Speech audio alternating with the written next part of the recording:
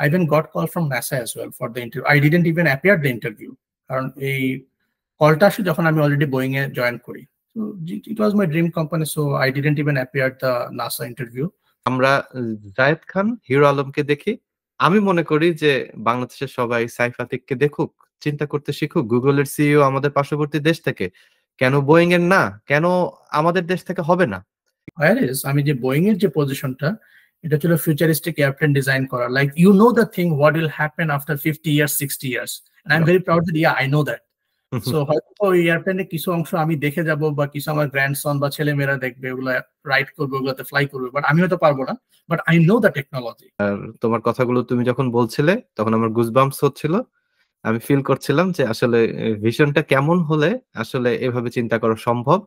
আর 1914 সালে শুরু হয় আমেরিকাতে। এখন যদি বাংলাদেশে দেখি আমরা, বাংলাদেশে এরোনটিক্যাল ইঞ্জিনিয়ারিং শুরু করানো হয় 2009 সালে MIST তে।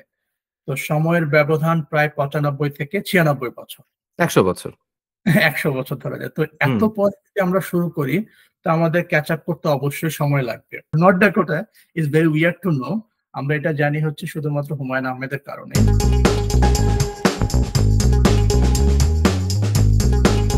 আসসালামু আলাইকুম দর্শক, আপনাদেরকে স্বাগত জানাচ্ছি আমাদের আজকের পডকাস্টে।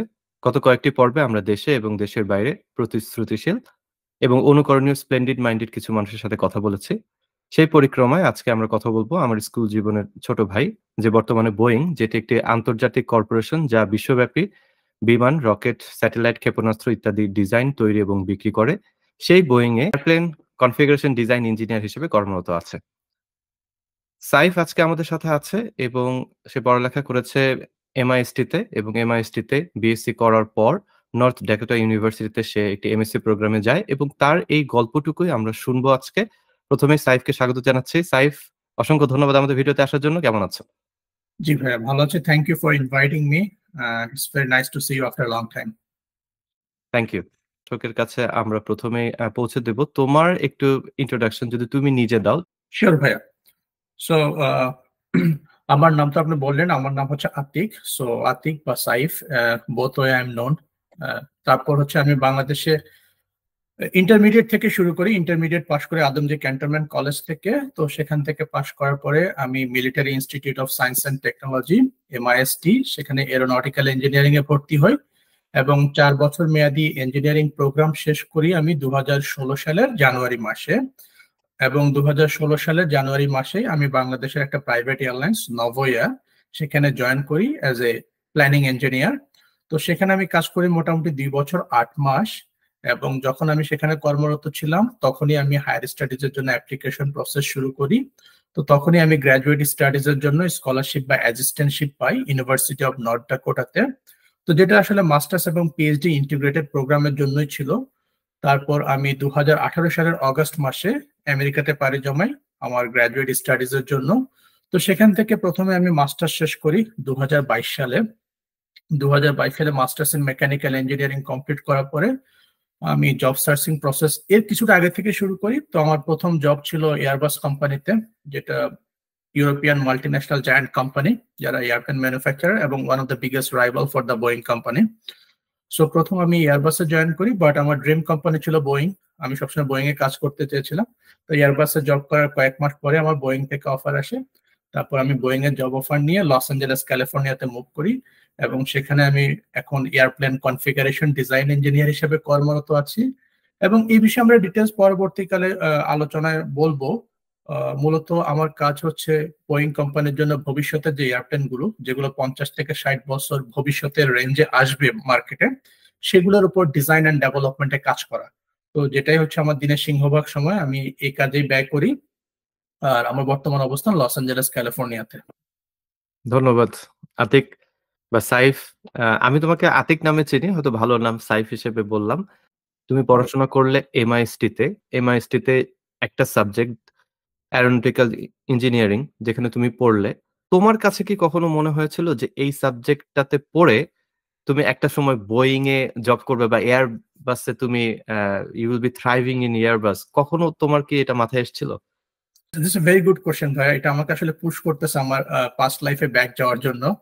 সো আমি যখন চাকরি মানে পড়াশোনা শুরু করি তখন আমার ধারণা ছিল সত্যি কথা বলতে যে আমি হয়তো বা এয়ারলাইন্সে কাজ করব, এবং সেটাই ছিল আমার সর্বোচ্চ চিন্তা ভাবনা। কারণ এর বাইরে যে আসলে মানে এর বাইরে আসলে এয়ারপ্লেন কিভাবে তৈরি হয়, কারা বানায়, এই সম্পর্কে আমার কোনো আইডিয়া ছিল না। বাংলাদেশের ছোট পরিসরে যেটা হয় আর কি, বাংলাদেশে এয়ারপ্লেন বলতে আমরা বুঝি বিমান বাংলাদেশ এয়ারলাইন্স। সো আমার ধারণা ছিল ওইটাই হয়তো বা, যে আমি পড়াশোনা করব তারপর কোনো এয়ারলাইন্সে কাজ করব এয়ারপ্লেন ইঞ্জিনিয়ার হিসাবে। কিন্তু যখন পড়াশোনা শুরু করি দ্যাট ওপেন মাই আইস, এবং আমি যখন ভালো ভালো কিছু ফ্যাকাল্টির সাথে সংস্পর্শে আসি, আহ, তখন আমি জানতে পারি যে okay, airplane maintenance to work for airlines this is not the end of the world. এর বাইরে আসলে অনেক কিছু আছে। তো এই ঘটনা ঘটে যখন আমি সেকেন্ড ইয়ার বা থার্ড ইয়ারের দিকে পড়াশোনা করি, তখন আমি চিন্তা করি ওকে, আমি এখানে এন্ডেড আপ হবো না, airlines is not for me only, I can even go further. আমি চিন্তা করলাম যে yes, I can work for Boeing and Airbus, হয়তো not today but tomorrow definitely. তো আমার স্বপ্ন ছিল, তবে at so much early stage of my life আমি সেখানে রিচ আউট করবো, এটা আল্লাহর অশেষ রহমত। আমার এইটা ধারণার বাইরে ছিল। আমি হয়তো ভাবছিলাম হয়তো আরো সময় লাগবে, আরো নিজেকে কোয়ালিফাইড করতে হবে, 40-42 এরকম বছর বয়স হয়ে যাবে আমার, যেটা টিপিক্যালি হয়। তো এটা ছিল আমার এস্টিমেট। কিন্তু হয়তোবা আমি একটু কাজটা অনেক বেশি ফাস্ট করছিলাম, বা অনেক বেশি প্রলং টাইম কাজ করতাম দিনে, সেজন্য আমি ওই থ্রেশহোল্ডে অনেক আগে চলে আসছি, অথবা আল্লাহর অশেষ রহমত। তো আমার স্বপ্ন ছিল, কিন্তু ঠিক কখন আমি সেই স্বপ্নের দ্বার প্রান্তে পৌঁছাবো এই ব্যাপারে কোনো আইডিয়া বা পরিষ্কার ধারণা আমার ছিল না। Excellent, excellent. জাস্ট একটু জানতে চাই বাংলাদেশে আর কোন ইনস্টিটিউশনে এই সাবজেক্টটা পড়ানো হয়? তোমার কি কোনো আইডিয়া আছে নাকি? এমআইএসটি ছাড়া বর্তমানে আরো একটি বিশ্ববিদ্যালয় আছে যেখানে আমার ভিজিট করার সুযোগ হয়েছিল লাস্ট টাইম আমি যখন বাংলাদেশে ভিজিট করি, Bangabandhu Sheikh Mujibur Rahman aviation and aerospace university. এটা একটা পূর্ণাঙ্গ বিশ্ববিদ্যালয় এবং এই এভিয়েশন এবং অ্যারোস্পেস ফোকাস ইউনিভার্সিটি। তো সেখানেও বর্তমানে এই এরোনটিক্যাল ইঞ্জিনিয়ারিং এ ব্যাচেলর ডিগ্রি দেওয়া হয় বিসাইড এমআইএসটি। এবং এছাড়া আরো কিছু ডিপ্লোমা ইনস্টিটিউট আছে যেগুলো এইচএনডি, হায়ার ন্যাশনাল ডিপ্লোমা বলা হয় এই ফিল্ডে। এই ডিগ্রিগুলো অফার করে, যেগুলোর মূলত অবস্থান হলো ঢাকার উত্তরাতে, বেশ কয়েকটা, 4টা থেকে 5টার মতো। বাট সেই কোর্সগুলো আসলে আমি যতটুকু জানি যে ব্যাচেলর প্রোগ্রাম না, সেগুলো এইচএনডি বা ডিপ্লোমা প্রোগ্রাম।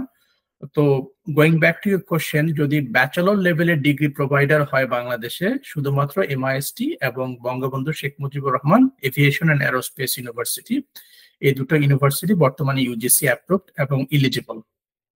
ওকে, ঠিক আছে। এই ভিডিওর মাধ্যমে কিন্তু গুরুত্বপূর্ণ তথ্য আমাদের দর্শকরাও জানতে পারলেন।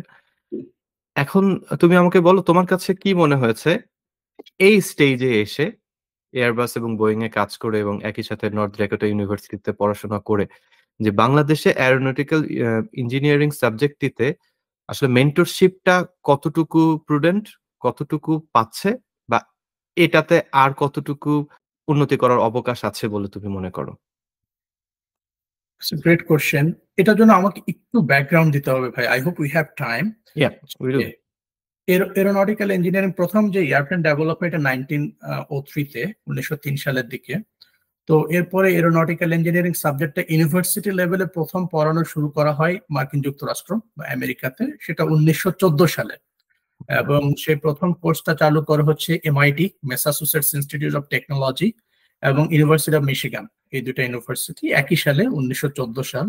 তখন প্রথম বিশ্বযুদ্ধ চলে, কিন্তু পাশাপাশি একটা ভালো জিনিসও ঘটে যে প্রথম সাবজেক্টটা ইউনিভার্সিটি লেভেলে পড়ানো শুরু করা হয় 1914 সালে।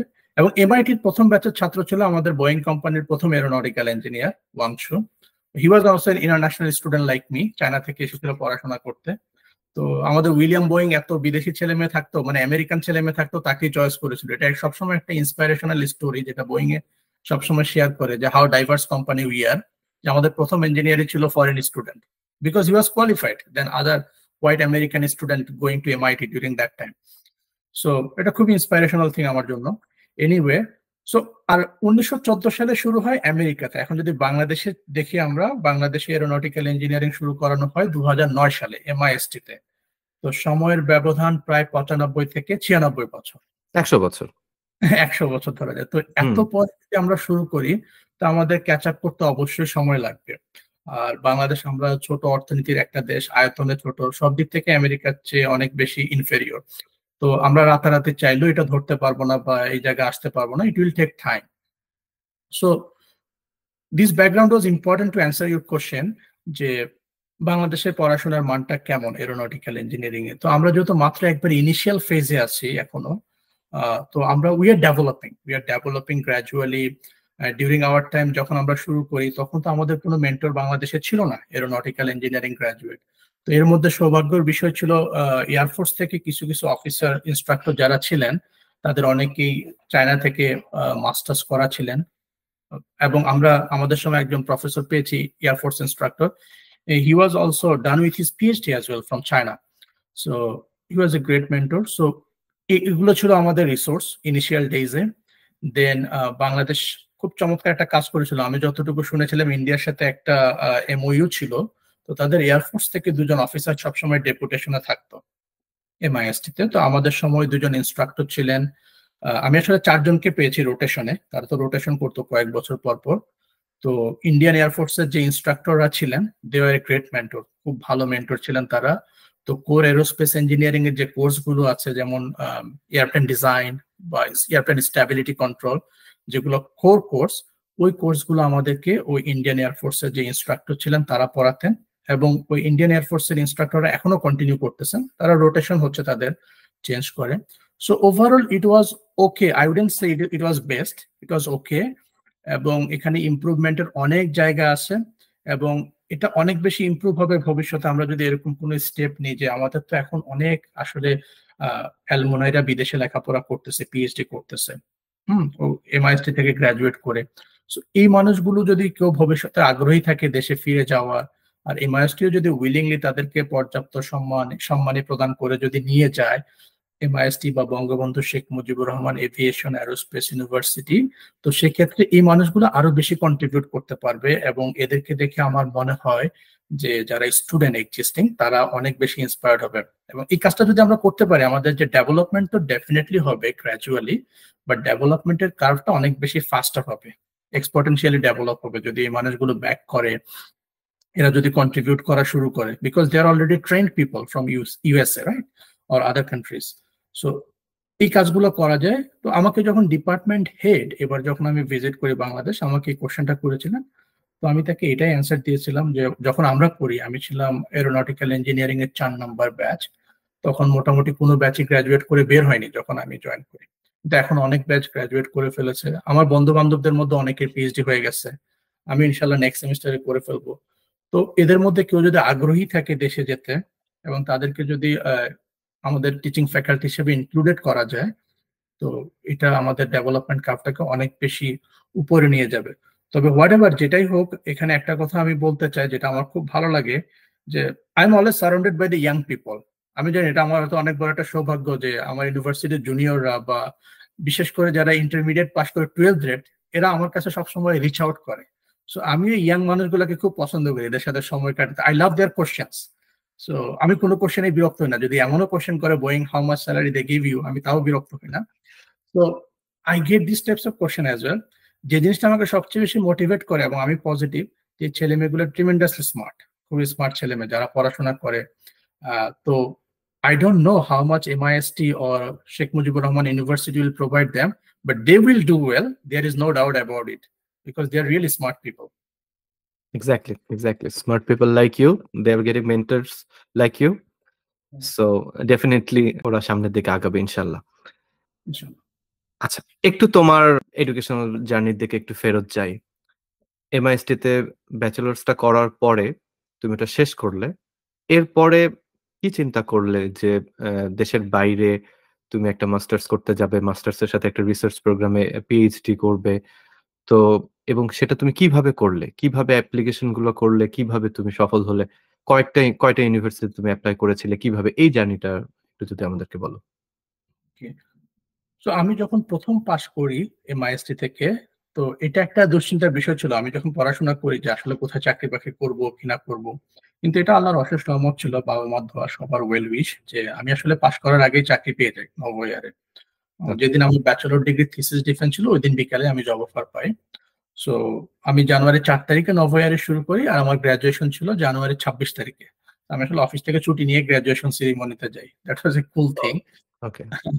সো তখন আমি যখন চাকরি শুরু করি, আই ওয়াজ অলরেডি মোটিভেটেড, এবং আমার ফ্যামিলি থেকেও একটা ব্যাপার ছিল, ভাইয়া you also grow up in Bangladesh and you know the parents mind, so তারা হুম, হুম। চাচ্ছে তুমি বাংলাদেশে থাকো। And my parents was also giving me some ethical bribe, যেমন তুমি বাংলাদেশে থাকো, you are doing a good job, তুমি এখানে ভালো করবো আমরা জানি, will give marry with some lady Bangladesh থেকে, potentially she will be a doctor, both of you will have a very happy life, why you will go abroad and নিজের রান্না নিজে করবা, বা এত কষ্ট করবা কি জন্য, রিস্কি লাইফ। বিকজ তাদের চিন্তা ভাবনা গুলো সীমাবদ্ধ ছিল, I know that, and I am respectful for that. তো কিন্তু আমি যখন জয়েন করি নভোয়ারে, যখন আমি এয়ারপ্লেন প্ল্যানিং ইঞ্জিনিয়ার হিসেবে কাজ করি সেখানে, তো বাংলাদেশে তো মূলত মেইনটেনেন্সের কাজ হয়, রক্ষণাবেক্ষণের কাজ হয় এয়ারপ্লেনের। I think hmm, same thing in military as well.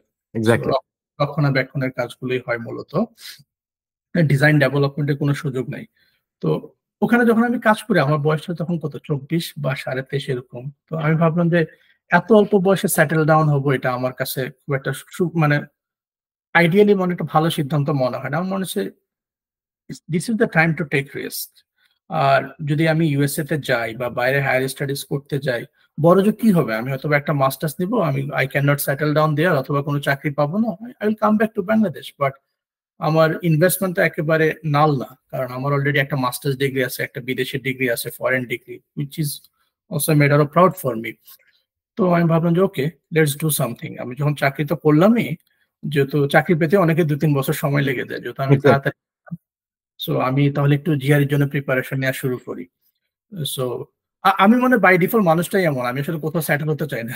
Anyway, তো আমি যখন চাকরিতে জয়েন করলাম, এর পর আমি বাসায় এসে প্রতিদিন জিআর জন্য পড়া শুরু করলাম। মাই parents was not happy about this, কারণ সারাদিন এত কষ্ট করার পর ঢাকার যানজট পার করে এসে আবার বাসায় পড়া, হ্যাঁ, আবার সকালবেলা আধা ঘুম নিয়ে অফিসে চলে যাওয়া। তো they are not happy, but I was doing it, কারণ আমার মনে হচ্ছিল আই ক্যান ডু বেটার। তো আমি এইভাবে প্রিপারেশন নিয়ে 1 থেকে 1.5 বছর প্রিপারেশন লাগে। তো 1-1.5 বছর পর আমি পরীক্ষা দিয়ে দিই GRE. My score was not so good, but it was okay to give a fight. Same ভাবে আইএলটিএস এক্সামও দিয়ে দিই। তারপর হচ্ছে অ্যাপ্লিকেশন শুরু করি। তো অ্যাপ্লিকেশন প্যাকেজ যেটা বাংলাদেশ থেকে করে, এখন হায়ার স্টাডিজ গ্রুপগুলো অনেক অ্যাক্টিভ বাংলাদেশে। হ্যাঁ। নেক্সট অফ ইউএসএ নামে একটা গ্রুপ আছে। ওখানে আপনার ফাইল সেকশনে গেলে সব স্টেপ বাই স্টেপ অ্যানিমেশন করে ডকুমেন্টই তৈরি করা আছে। তো হুম। কারো কাছে ভালো লাগে না, আমি ওগুলো দেখে দেখে ফ্রি রিসোর্স অ্যাপ্লাই করছি, এবং কোন কুরিয়ার দিয়ে পাঠাবেন অ্যাফোর্ডেবল, ওখানে ওই ইনফরমেশনও দেওয়া আছে। তো সবকিছু হয়ে পরে অফিসে কাজ করি, অ্যাপ্লিকেশন করি, এভাবে দিন যায়। তো অ্যাপ্লিকেশন করলে অনেকেরই প্রথমবার হয় না, বা দ্বিতীয়বার অ্যাপ্রোচ নিতে হয়, বাট আমার ক্ষেত্রে এটা আল্লাহর রহমতে প্রথমবারই হয়ে যায়। আমি টোটাল 6টা ইউনিভার্সিটিতে অ্যাপ্লাই করি based on the professor response. এর মধ্যে আমি যখন অ্যাপ্লিকেশন করি, প্রফেসরদের সাথে অনেক কমিউনিকেট করতাম ইমেইলে। বেশিরভাগ রেসপন্সই নেগেটিভ থাকে, অ্যাজ ইউজুয়াল সবার ক্ষেত্রে তাই হয়। তো 2-1 জন যারা পজিটিভ ছিল, ওরকম খুঁজে 6টা ইউনিভার্সিটিতে আমি অ্যাপ্লাই করি, এরোস্পেস ইঞ্জিনিয়ারিং এবং মেকানিক্যাল ইঞ্জিনিয়ারিং ম্যাচ করে। তো যখন অ্যাডমিশন টেস্টের মানে অ্যাপ্লিকেশনের রেজাল্ট আসে, 6টা ইউনিভার্সিটির মধ্যে 4টাতে আমি অ্যাডমিশন পাই। আর আচ্ছা। একটা ইউনিভার্সিটি ইমিডিয়েটলি রিজেক্ট করে, ইউনিভার্সিটি অফ ফ্লোরিডা, আমি জানি না কি কারণ, হয়তো আমার কোনো ডকুমেন্ট সাবমিশনের রং ছিল কিনা। আরেকটা ইউনিভার্সিটি পেন্ডিং রাখে, ইউনিভার্সিটি অফ কলোরাডো, ওরা আমাকে রেসপন্স করে যখন আসলে আমি আমেরিকাতে চলে আসি, তখন তখন আমি আর ওই রেসপন্স দিয়ে কি করব। আর 4টা ইউনিভার্সিটি যারা আমাকে অ্যাডমিশন অফার করে, তার মধ্যে 2টা ছিল অ্যারোস্পেস ইঞ্জিনিয়ারিং এ মাস্টার্স এবং পিএইচডি প্রোগ্রাম, 2টা ছিল মেকানিক্যাল ইঞ্জিনিয়ারিং এ। তো এরোস্পেস ইঞ্জিনিয়ারিং এর যে 2টা ইউনিভার্সিটি ছিল, তারা আমাকে অ্যাডমিশন অফার করলো, কিন্তু কোনো স্কলারশিপ অফার করতে পারে নাই। কারণ I said in my previous discussion যে আমি ইন্টারন্যাশনাল স্টুডেন্ট ছিলাম। প্রফেসররা যেসব প্রজেক্ট গুলো কাজ করতেছিল, এগুলো বেশিরভাগই ইউএস মিলিটারি এবং ইউএস গভর্নমেন্টের প্রজেক্ট। তো সেখানে ওদের রিকোয়ারমেন্ট যে সিটিজেন হতে হবে ওই প্রজেক্টে কাজ করতে গিয়ে। তো ইটস ওকে। দেন আদার 2টা ইউনিভার্সিটি যারা মেকানিক্যালে অফার করলো, পিএইচডি অফার, তাদের মধ্যে একটা ছিল ফ্লোরিডাতে একটা ইউনিভার্সিটি, আর একটা নর্থ ডাকোটাতে। তো Florida definitely good place to stay, কিন্তু ফ্লোরিডাতে যে আমাকে স্কলারশিপ অফার করলো, বা মান্থলি অ্যাসিস্ট্যান্টশিপ বা স্টাইপেন্ড, এটা ছিল half of the money that university of North Dakota is willing to give me. So North Dakota একে একটা ডার্ট চিপ প্লেস, তার মধ্যে ওখানে আমাকে twice the money that they can give. So আমি চিন্তা করলাম যে নর্থ ডাকোটাতে যদি আমি যাই, আমি অনেক ফ্লেক্সিবল এবং মানে রিল্যাক্স লাইফ লিড করতে পারবো, এবং আই ওয়াজ ট্রু। এখনো যদি আমি go back to 5 or 6 year before, আমি ওই সিদ্ধান্ত নিব নর্থ ডাকোটাতে, ওখানে আসলে খুব অ্যাফোর্ডেবল লাইফ লিড করা যায়। আমি যখন স্টুডেন্ট ছিলাম তখন I had a very good কার, তখন আমি খুব রিল্যাক্স লাইফ লিড করছি, সবকিছু এনজয় করতে পারছি। তো ইট ওয়াজ গুড ডিসিশন, এই জন্য আমি আসলে নর্থ ডাকোটার দিকে যাই। একটু ইন্টারাপ্ট করি, নর্থ ডেকোটাতে কিন্তু হুমায়ুন আহমেদ উনি কিন্তু পড়াশোনা করেছেন এবং নর্থ ডেকোটার নামটা কিন্তু তার ওই বিভিন্ন গল্পের বইতেই আমরা শুনে আছি। তবে কিন্তু সুন্দরভাবে তিনি বর্ণনা দিয়েছেন এবং আমরা মনে হয় যেন একটা গল্পের মতো করে আমরা ওইটা পড়ি। হ্যাঁ, সেটাও তোমাকে ইন্সপায়ার করেছে হয়তো। Of course, definitely. এবং তার যে বইটা, আমার বইটার নাম মনে আছে, হোটেল গ্রেভারিন, ওই বইতে সে ডিটেলস কথাবার্তা বলছিল ওখানে। এবং আসলে হ্যাঁ, নর্থ ডাকোটার সাথে আমারও পরিচয়। যেমন কিছু জায়গায় আমেরিকার আমরা সবাই জানি, লস অ্যাঞ্জেলেস বা ক্যালিফোর্নিয়া, এগুলা জানা কিছু না, বাংলাদেশে থাকতে অনেকে জানে। অথবা আপনি একটা মার্কেট থেকে টি শার্ট কিনেন, ওখানে লেখা থাকে ক্যালিফোর্নিয়া, এভাবে জানা থাকে। But north Dakota is very weird to know. আমরা এটা জানি হচ্ছে শুধুমাত্র হুমায়ুন আহমেদের কারণেই। এবং যখন আমি আমার জবে নভোয়ারে প্রথম দিন যখন আমি স্কলারশিপের খবরটা দিই যে আমি এখানে পিএইচডি করতে যাচ্ছি, তো আমার মনে আছে ওই দিন আমাদের সিএফও স্যার ভিজিট করতেছিলেন। তো he was very interested to talk with me, he was a graduate from BUET. So সে আমাকে বললো যে ছেলেটার সাথে আমি একটু কথা বলতে চাই। উনি আমাকে নিয়ে গেল কথা বলার জন্য, অনেক কিছু জিজ্ঞাসা করলো, কোনো ইমপ্রুভমেন্ট সাজেশন আছে কিনা। কথার ফাঁকে উনি এই কথাটাই বললো যে নর্থ ডাকোটা এটা তো হুমায়ুন আহমেদের ইউনিভার্সিটি, ওখানে তো হুমায়ুন আহমেদ আপনি কি জানেন? সো যদিও হুমায়ুন আহমেদ অন্য ইউনিভার্সিটিতে পড়াশোনা করেছেন, নর্থ ডাকোটা স্টেট ইউনিভার্সিটি, যেটা আমার থেকে 1 ঘন্টা দূরে, but still now North Dakota. So that is how people know about North Dakota in Bangladesh.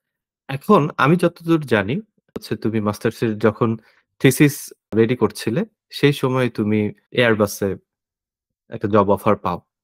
তো এই সময়টুকুতে তুমি কিভাবে অ্যাপ্লাই করলে এবং কিভাবে তুমি জব অফারটি পেলে এবং কি প্রসেস ছিল সেখানে এবং তোমার চিন্তা ভাবনা কি ছিল? তো আমি যখন মাস্টার্সের থিসিসের প্রথম ড্রাফট প্রায় রেডি করে ফেলি, যেটা আমার প্রফেসরের কাছে পাঠাবো, অবশ্যই প্রফেসরের কাছে পাঠানোর পর সে আমাকে আবার রিভিশন দিবে, ওটা আমার ঠিক করতে হবে, 2-3 মাস সময় লাগবে। I already know that professor loves to do so, যে কোনো গাইড দেয়া বা একটু আপনার ভুল ধরা, এটা দিয়ে love to do so anyway. So তখন আমি ভাবলাম যে ওকে, সময়টা আমার যেহেতু থিসিস লেখা শেষ, এখন this is the right time to look for job. তো আমি ছোট বড় সব কোম্পানিতে, বোথ এরোস্পেস এবং মেকানিক্যাল, সব জায়গাতেই অ্যাপ্লাই করা শুরু করি। এর মধ্যে আমার স্বপ্ন ছিল মনে মনে সবসময় আমি বোয়িং এ কাজ করব, এবং নট ইভেন নাসা। এবং আমি আপনাকে, for our audience we can say, I even goat call from NASA as well for the interview. I didn't even appear the interview, কারণ এই কলটা আসে যখন আমি অলরেডি বোয়িং এ জয়েন করি। So it was my dream company, so I didn't even appear at the NASA interview for NASA Jet Propulsion Laboratory, Pasadena, California তে। So আমি ওখানে ইন্টারভিউতে পার্টিসিপেট করি না। Similar thing goes for SpaceX. I got call from SpaceX as well. I didn't appear. So এগুলো হচ্ছে join করার পরে বোয়িং এ। বাট বিফোর, যখন আমি ইউনিভার্সিটিতে ছিলাম, তখন আমি সব কোম্পানিতে অ্যাপ্লাই করা শুরু করি। তো বেশিরভাগ ক্ষেত্রেই তো আপনার অ্যাপ্লাই করলে এখানে অটোমেটিক্যালি রিজেকশন চলে আসে, ATS, অ্যাপ্লিকেন্ট ট্র্যাকিং সিস্টেমের মাধ্যমে। সো আমি অ্যাপ্লাই করতেছিলাম, রিজেকশন হয়, অ্যাপ্লাই করি, কন্টিনিউয়াসলি করি, বিকজ আই হ্যাড টাইম। আমি তো গ্রাজুয়েশনের আগেই অ্যাপ্লিকেশন প্রসেস শুরু করি। এর মধ্যে আসলে এয়ারবাসের জন্য আমি আসলে সবচেয়ে কম এফোর্ট দিই, কারণ আমি জানি যে এগুলো অনেক বড় কোম্পানি, এগুলো সম্ভবত আমার, আর যেহেতু আমি প্রথম MIST থেকে এই দুটাতে জয়েন করি অনেস্টলি, সো আমি জানি যে যেহেতু আমার আগে কেউ জয়েন করে নাই, অফকোর্স দে ট্রাইড, সেজন্যই হয় নাই, অফকোর্স দে ট্রাইড, যারা সিনিয়র ছিল আমার। আমি ভাবলাম যে হ্যাঁ, অবশ্যই হবে, টুডে অর টুমরো। আমি বিশ্বাস করতাম যে আমাদের মধ্যে থেকে কেউ অবশ্যই কাজ করবে বোয়িং এয়ারবাসে, but it will take time. So আমিও ভাবলাম যে, আর আমি তো আউট অফ নোহোয়ার নর্থ ডাকোটাতে পড়াশোনা করি। নর্থ ডাকোটা ইউনিভার্সিটিতে কখনো বোয়িং জব ফেয়ারে যেত না। বোয়িং শুধু আইভি লিগ বা বড় বড় ইউনিভার্সিটিতে যায়, কখনো জব ফেয়ার এখনো যায় না। সো আমি চেষ্টা করতেছি যাতে বোয়িং কে নেওয়া যায়। সো ওখানে কখনো যেত না। সো বোয়িং এর কাজ করতে আমার চিন্তা ভাবনার মধ্যেই নেই। আমি জানি যে হয়তো বা 10-12 বছর কাজ করবো আগে নর্মাল কোম্পানিতে, then I can go for Boeing বা এয়ারবাস। তো ওভাবে আমি কিন্তু অ্যাপ্লাই করতাম। এয়ারবাসে হঠাৎ করে একদিন একটা জব পজিশন আমি দেখি লিঙ্কডইনে, তো আমি ওটা অ্যাপ্লাই করি। ওটা অ্যাপ্লাই করার পরে এয়ারবাস হলো আমাকে 1 সপ্তাহ পরে কল করে। 1 সপ্তাহ পরে আমাকে HR থেকে রিচ আউট করে যে তুমি কি সময় দিতে পারবা কিনা, আমরা একটু হায়ারিং ম্যানেজারের সাথে তোমার কথা বলাতে চাই। ওকে, দ্যাটস ফাইন। তো এয়ারবাসের ব্যাপারটা খুবই ফাস্ট ছিল প্রসেসটা। হায়ারিং ম্যানেজারের সাথে কথা বলার পর হি ওয়াজ অ্যামেজড, আর he was very good man. সে খুবই ভালো ভালো মানুষ ছিল, ফরেনার, কিন্তু সে আমার সাথে কথা বলে হি ওয়াজ ভেরি হ্যাপি।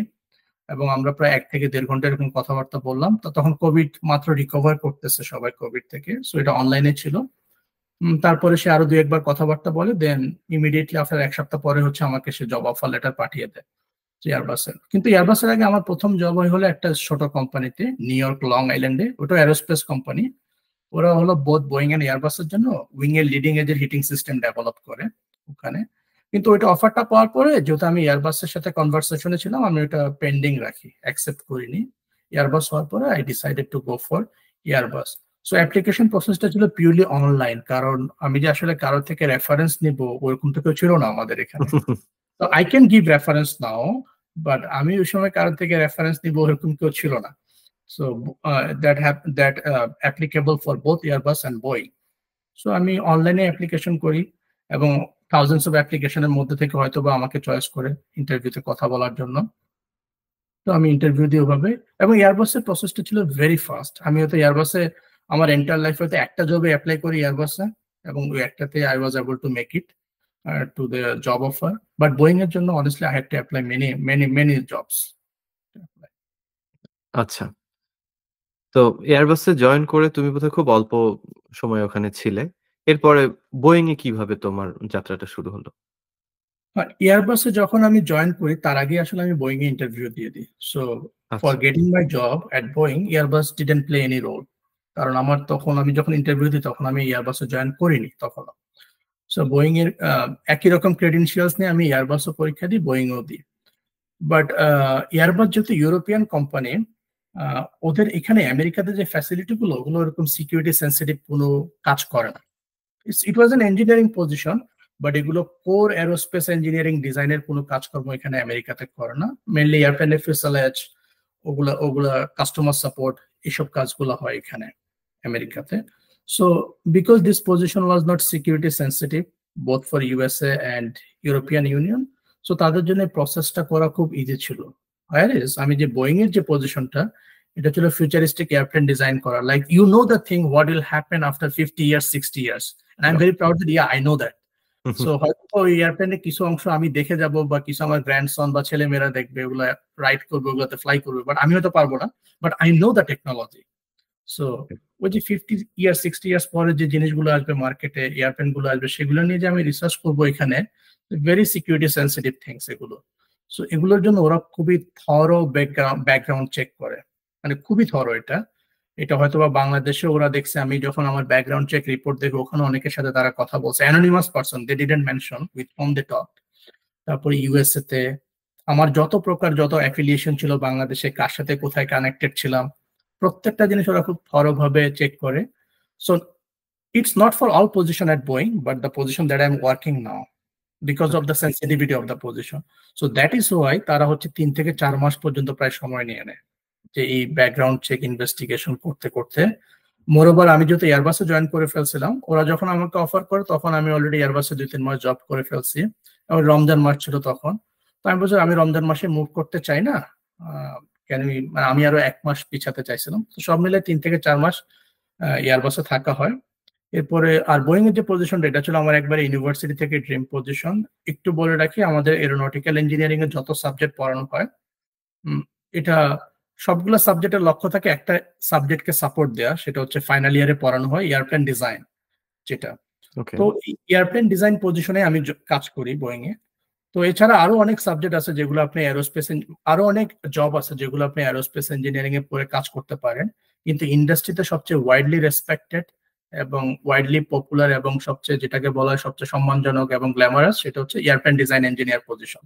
তো সেই জবটাই যখন আমাকে অফার করা হয় এরোস্পেস কমিউনিটি থেকে বা আপনার বোয়িং থেকে, তখন আমার আসলে কোনো সেকেন্ড থট ছিল না যে আমি আসলে এয়ারবাসে থাকবো, এটা মোটামুটি আমি কনফার্ম যেহেতু এই পজিশনের জন্য এবং Boeing, so I can definitely leave it. So তখন হচ্ছে আমি এয়ারবাস ছেড়ে বোয়িং এ চলে আসি। সো ইট হ্যাপেন্ড যে আমি হয়তো বা বোয়িং এ জবটা পেতে পারতাম বা এয়ারবাস আমার যাওয়ারই প্রয়োজন ছিল না। এই জিনিসটা হয় কারণ দুটা জব অফার অলমোস্ট কাছাকাছি সময় আসে, এবং বোয়িং আনএক্সপেক্টেডলি অনেক বেশি সময় নিয়ে নেয় ব্যাকগ্রাউন্ড ইনভেস্টিগেশনের জন্য, যদিও এটা তাদের জন্য normal because of the sensitivity of the position. But আমার এটা কাউন্টের বাইরে ছিল, যেহেতু আমি দেখলাম যে এয়ারবাস 1 সপ্তাহের মধ্যে সবকিছু করে ফেলছে, তাহলে বোয়িং কেন পারতেছে না। নাও আই নো দ্যাট এটা সেন্সিটিভিটি অফ দ্য পজিশন, এবং আমি আমার ব্যাকগ্রাউন্ড চেকের রিপোর্টটা দেখছি, including they reach out to everyone. বিউপিতে যেখান থেকে সার্টিফিকেট ইস্যু করে সেখানেও তারা কথাবার্তা বলছে, ওখানে অ্যানোনিমাস পার্সন হিসেবে দেয় আর কি। So that's why it took longer time. এবং ওদের যে রিপ্রেজেন্টেটিভ আছে ইন্ডিয়াতে বোয়িং এর, তারা এই কাজগুলো করছে। So that was really amazing. আমি যখন এখন দেখি আর কি ব্যাকগ্রাউন্ড চেকের রিপোর্টটা, so that's why it took time, এবং আমার সুযোগ হয় 2 জায়গায় কাজ করার। বোয়িং এর মতো একটা কোম্পানিতে থেকে তুমি একই সাথে পিএইচডিটা কন্টিনিউ করছো এবং তোমার যখন প্রফেসরের সাথে মিটিং থাকছে তখন তারা তোমাকে কিন্তু সাপোর্ট করছে, হয়তো তাদের একটা শিডিউলড মিটিংও তারা একটু টাইম চেঞ্জ করে দিচ্ছে। তুমি বাংলাদেশে কাজ করেছো, আমি বাংলাদেশে একটা অর্গানাইজেশনে কাজ করেছি, জব করেছি। আমরা আমাদের বাংলাদেশের জব এনভায়রনমেন্ট নিয়ে যদি একটু বলি, বাংলাদেশে থাকলে হয়তো এই জিনিসটা আমরা কখনো কল্পনাই করতে পারি না যে প্রফেশনাল কাজের বাইরে ব্যক্তিগত কোনো একটা, সেটা পজিটিভ হোক, ডেভেলপিং হোক, যে কোনো কিছুতে যে সময় বের করাটা কত কঠিন এবং সেখানে এনভায়রনমেন্টটা আমাদের কত কঠিন, সেখানে আমরা কিন্তু এখান থেকে দেখে অনেক কিছু জানতে পারি, শিখতে পারি যে বোয়িং এর মতো একটা কোম্পানি কিভাবে তোমার এই এডুকেশনাল জার্নিটাকে স্বাগত জানাচ্ছে, কিভাবে তোমাকে হেল্প করছে। আশা করছি তোমার এই ভিডিওটা দেখে, তোমার এই এক্সপেরিয়েন্সটা দেখে আমাদের দেশের ওয়ার্ক কালচারাল এনভায়রনমেন্ট কিছুটা হলেও একটু তাদের দৃষ্টিভঙ্গি চেঞ্জ করবে ইনশাআল্লাহ। Correlate what you are saying, কারণ আমি তো আসলে বাংলাদেশেও চাকরি করার সুযোগ হয়েছে এবং 2 বছর 8 মাস চাকরি করি। So I can really understand what you are trying to say. এবং আমি যে বোয়িং এর যে কালচারটা দেখি, স্পেশালি আমাদের টিমের যে কালচারটা, at the same time I want to mention that not every team culture is like that because of the nature of the work that we do. আমরা যে ধরনের কাজ করি, futuristic job, so higher education is very important for us. এটার কোনো অ্যালটারনেটিভ নাই। So even আমাদের টিমে যারা ইন্টার্নশিপ করতে আসে তারাও bachelor degree holder, grad student. বাইরে যে বোয়িং এর অন্য টিমে আমি দেখি সেকেন্ড ইয়ার বা থার্ড ইয়ারের ছেলেমেয়েরা ইন্টার্নশিপ করতে আসেন। So combining everything is the nature of the team. So মানে যে এই যে এনভায়রনমেন্ট, এটা আসলে আমার বিয়ন্ড ইমাজিনেশন ছিল যে এরকম একটা এনভায়রনমেন্ট হতে পারে। অ্যান্ড নট অনলি দ্যাট, আরেকটা জিনিস আমি বলি, শুক্রবার দিন সাধারণত আমি আমার ক্যালেন্ডারে 1টা থেকে 2টা এই সময়টা ব্লক করে রাখি, কারণ আমি জুম্মার নামাজ পড়তে যাই। সো আমার এক কলিগ সাডেনলি অ্যাক্সিডেন্টালি একদিন ওই সময়টাতে মিটিং সেট আপ করে ফেলে। তো আমি তাকে বললাম যে জাস্ট আমি আসলে এই শুক্রবার এই সময়টা I don't want to spend for anything else. He is a very senior colleague, very senior engineer. He immediately change the meeting notice. So it's not only for study, মানে রিলিজিয়াস পারপাসও যদি কেউ মানে উদ্বিগ্ন থাকে যে ওখানে গিয়ে কিভাবে করব না করব, হ্যাঁ, তো আমি অ্যাসিওর করতে চাই they are very kind and generous people. Wow, fantastic, lovely. আচ্ছা, এখন তুমি আমাদেরকে বলো যে হচ্ছে তোমার ফিউচার প্ল্যানটা কি? তুমি তো আকাশ ছুঁয়েছো, এরপরেও আর কি তোমার ভবিষ্যৎ পরিকল্পনা, আর কি করতে চাও তুমি, বা ভবিষ্যতে আর কি কিছু করার ইচ্ছা আছে কিনা? That was the question I asked myself back in 2022 when I got Boeing offer, এবং স্পেশালি এই পজিশনটাতে যদি আমি বোয়িং এর অন্য একটা পজিশনে জব করতাম, তো সেক্ষেত্রে আমার ইমিডিয়েট গোল থাকতো যে এই পজিশনটাতে আসা, এই টিমে কাজ করা। তো যখন আমি এয়ারপ্লেন ডিজাইন টিমেই কাজ করি as an airplane design engineer, তখন আমি চিন্তা করলাম then what I want to do actually. Then আমি আসলে অনেক কিছু চিন্তা করলাম, আমি আমার ম্যানেজারের সাথে কথাবার্তা বললাম, because I was in my early 30 during that time. Long life পড়ে আছে, যদি বাংলাদেশের আয়ুষ্কালও হিসাব করি কম করে তো 60 বছর, যদি আল্লাহ মাফ করে সবকিছু ঠিকঠাক থাকে আর কি। হ্যাঁ, তো then what I will do rest of the life. তখন আমি চিন্তা ভাবনা করে অনেকগুলো কাজ বের করলাম, অনেক কোম্পানি সম্পর্কে জানার চেষ্টা করলাম। তো আমি এখন লেভেল 2 ইঞ্জিনিয়ার বোয়িং এ। সো ইনশাল্লাহ কিছুদিন পর লেভেল 3 ইঞ্জিনিয়ার হব। সো লেভেল 3 ইঞ্জিনিয়ার হওয়ার পরে আমাকে একটা জিনিস ডিসাইড করতে হবে। বোয়িং এর খুব চমৎকার অর্গানোগ্রাম এবং খুব অর্গানাইজড একটা company, unlike many startup. So আমাদের এখানে আপনি যখন ইঞ্জিনিয়ার হিসেবে জয়েন করেন, we are N engineering company, আমাদের লিডারশিপ পজিশনে বেশিরভাগ ক্ষেত্রে ইঞ্জিনিয়ার থেকে থাকে, like many other Fortune 500 companies in the USA, যে ইঞ্জিনিয়ারের সিইও হয় বা ভাইস প্রেসিডেন্ট হয় কোম্পানির। Like look at Sundar Pichai, he joined as an engineer for Google, now he became CEO. So similarly আমাদের সিইওদের অনেকে ইঞ্জিনিয়ারিং ট্র্যাক থেকে আসা, like Alan Mulally, Dennis Muilenburg, so এরকম। সো এবং এদের অনেকে আমাদের টিমে কাজ করা, যারা আমরা যে টিমে এয়ারপ্লেন ডিজাইন বা টিমে কাজ করি, এরকম টিমে কাজ করা। সো আমি যখন জয়েন করি তখন জানতে পারি যে বোয়িং আসলে 2টা ট্র্যাক আছে। তো যদি ইঞ্জিনিয়ার হিসেবে জয়েন করেন, আফটার লেভেল 3 পজিশন আপনি either you can choose to go for technical route or you can choose to go for executive route বা leadership route.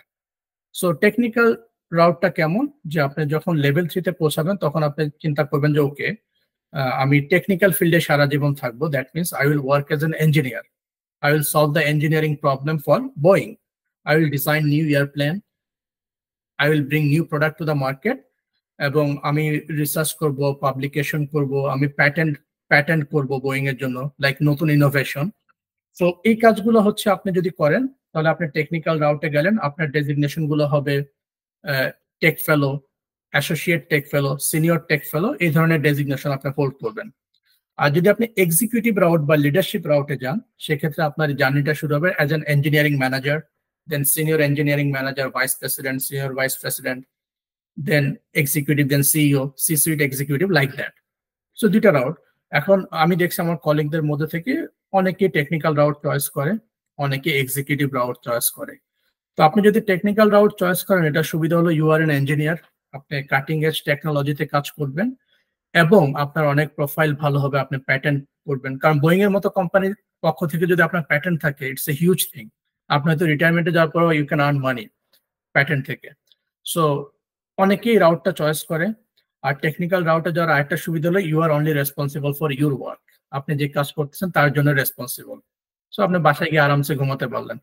আর যদি আপনি ইঞ্জিনিয়ারিং এক্সিকিউটিভ রাউটে যান বা লিডারশিপ রাউটে, তো আপনি যখন engineering manager, you are not only responsible for your work but also responsible for teamwork, and you are the decision maker for the company. Your decision will define the future of the company.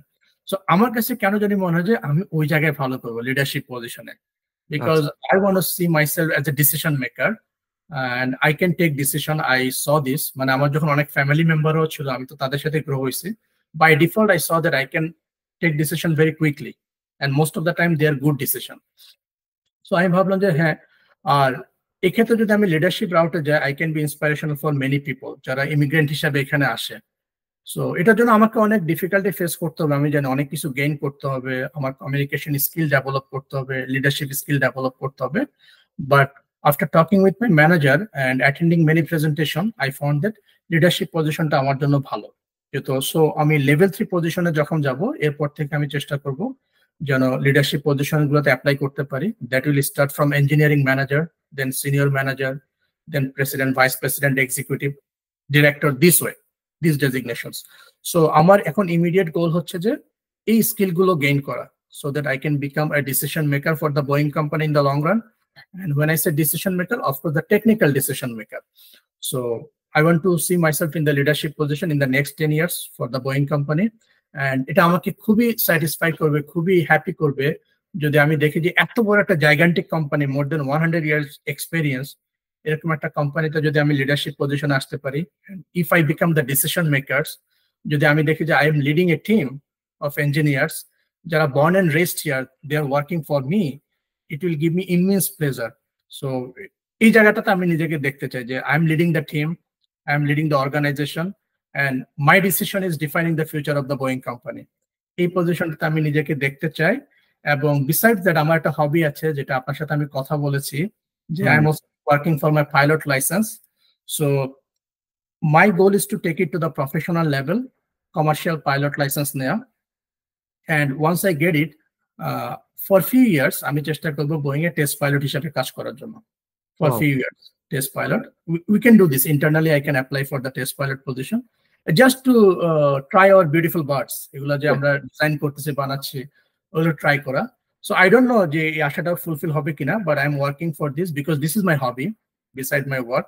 আমার PhD dissertation বা thesis writing এর জন্য আমি flying টা of রাখছি কয়েক মাস, but after defending my thesis I will go back to sky very soon, hopefully.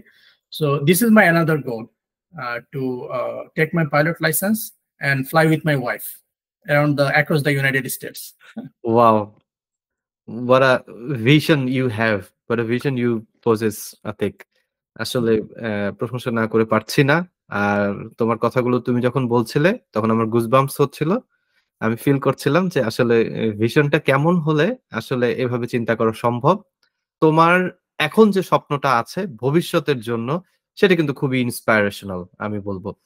এবং leadership রোলে যাওয়া সেখানে যে তুমি যেটা বললে যে হচ্ছে ইঞ্জিনিয়ারিং এই এশিলনটাকে তুমি লিড করবে, future of Boeing will be decided by your thoughts, এটা কিন্তু আসলে অ্যামেজিং আমাদের বাংলাদেশের একজন মানুষের জন্য এবং বাংলাদেশের বর্তমান যে পরিস্থিতি। আমরা জায়েদ খান, হিরো আলমকে দেখি, আমি মনে করি যে বাংলাদেশের সবাই সাইফ আতিককে দেখুক, চিন্তা করতে শিখুক। গুগলের সিইও আমাদের পার্শ্ববর্তী দেশ থেকে, কেন বোয়িং এর না, কেন আমাদের দেশ থেকে হবে না?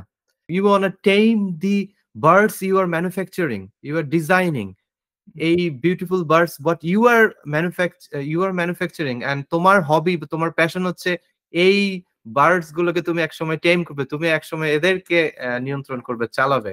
ফ্যান্টাস্টিক। আমি আসলে স্বপ্নে চলে যাচ্ছিলাম। খুবই ভালো লাগলো আসলে তোমার এই স্বপ্নগুলো শুনে। আশা করি, আল্লাহর কাছে দোয়া করি তুমি এগুলোতে সফল হও। অনেক ইনশাআল্লাহ। ধন্যবাদ, তুমি আমাদেরকে সময় দিলে। তোমার ইন্সপাইরেশনাল জার্নিটা আমি জানি না কতজন মানুষ দেখবে, বাট বাট যারাই দেখবে আমি মনে করি তাদের আসলে গুজবাম্পস হবে।